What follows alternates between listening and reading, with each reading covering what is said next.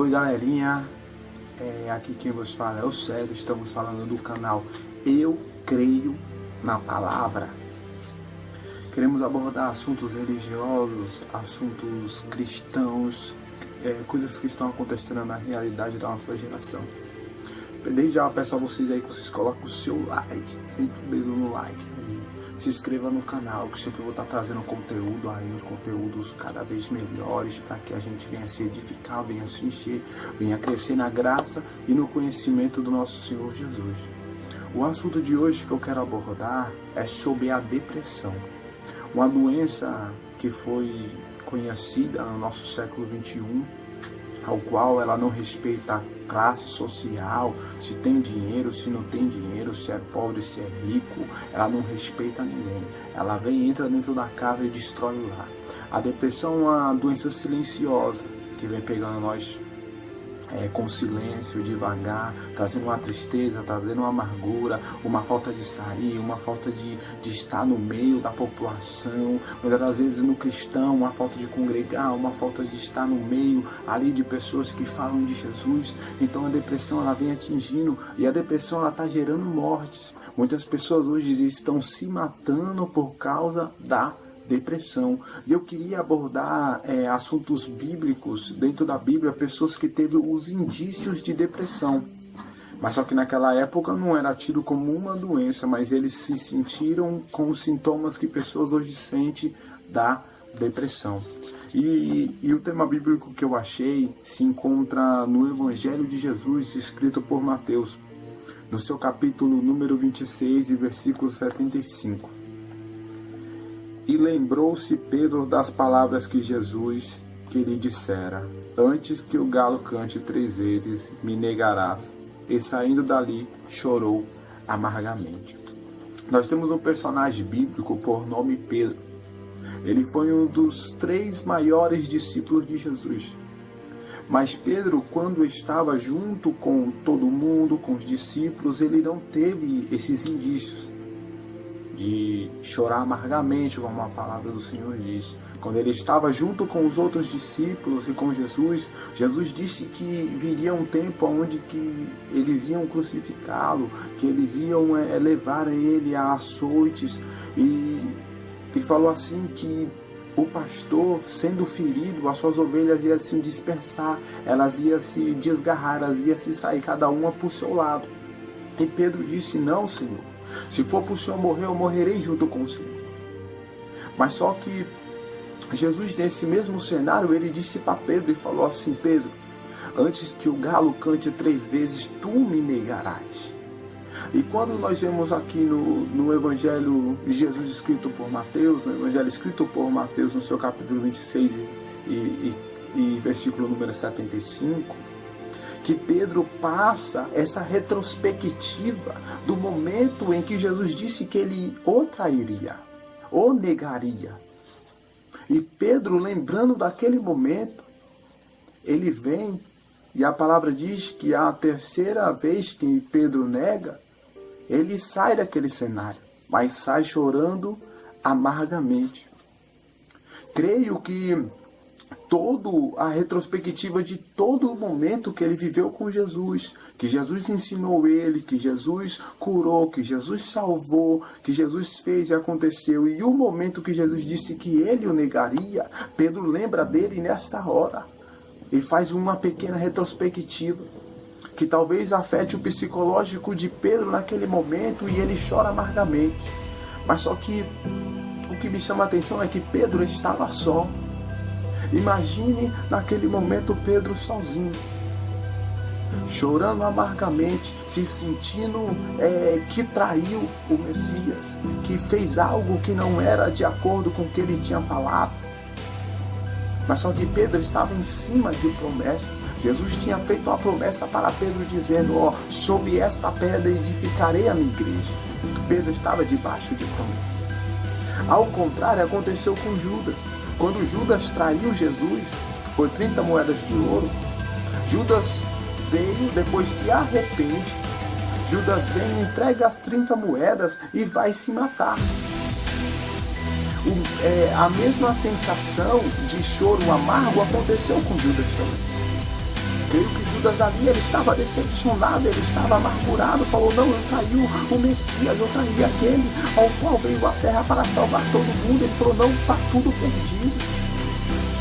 E foi e se matou, ele consumou o ato. Judas é um outro personagem claríssimo que esteve com depressão dentro da Bíblia. Mas a diferença de Pedro para Judas é que Judas, ele vinha fazendo coisas erradas já fazia algum tempo. Então aquele cenário para ele já era amargo faz tempo. Então ali foi só um consumo, foi só consumado.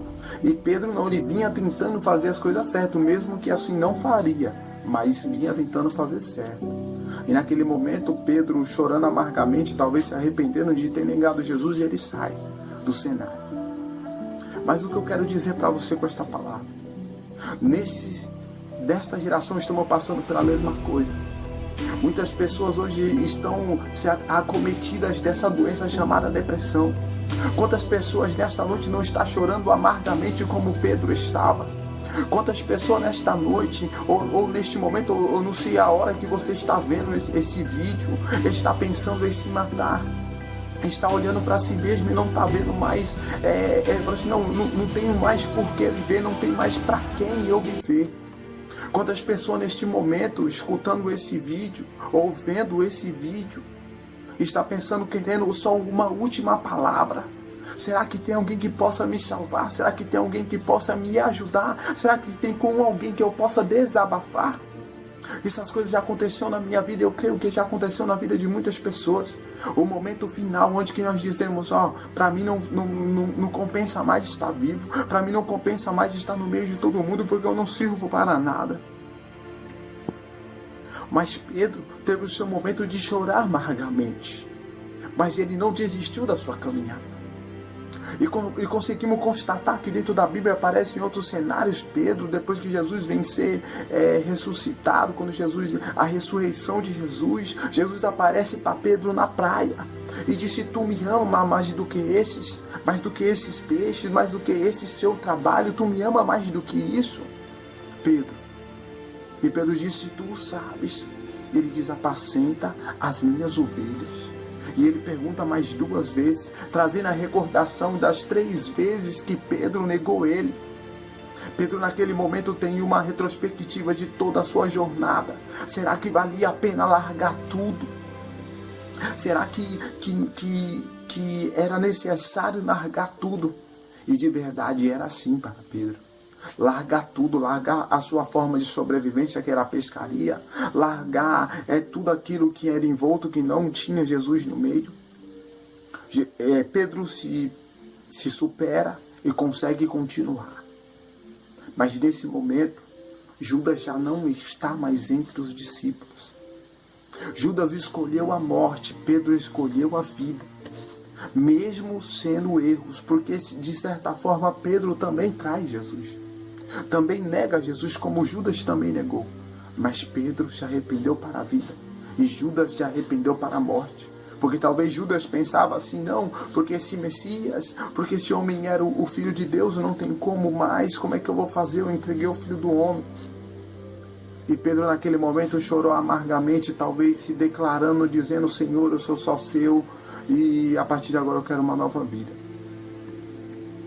E quando nós vamos ver os relatos bíblicos sobre Pedro, em Atos dos Apóstolos, após a descida do Espírito Santo, Pedro sai de dentro daquele lugar onde que o vento impetuoso tomou todo mundo com o seu espírito. Pedro prega a palavra para aquele povo e 3.000 almas se rendem aos pés de Jesus e aceita Jesus como o único suficiente Salvador. E aceita que Ele é o Senhor. Então nós vemos uma trajetória vitoriosa de Pedro, mas teve os seus momentos de... A mesma coisa acontece na minha e na sua vida. A mesma coisa acontece conosco. Nós temos muitas guerras travadas entre nós mesmos. Porque nós em si mesmos somos solitários. Porque nós vivemos em um corpo só. Nós não vivemos dentro de um corpo junto com outras pessoas. Nós vivemos no corpo sozinho. Então muitas das vezes nós estamos no meio de muitas pessoas, mas se sentimos só.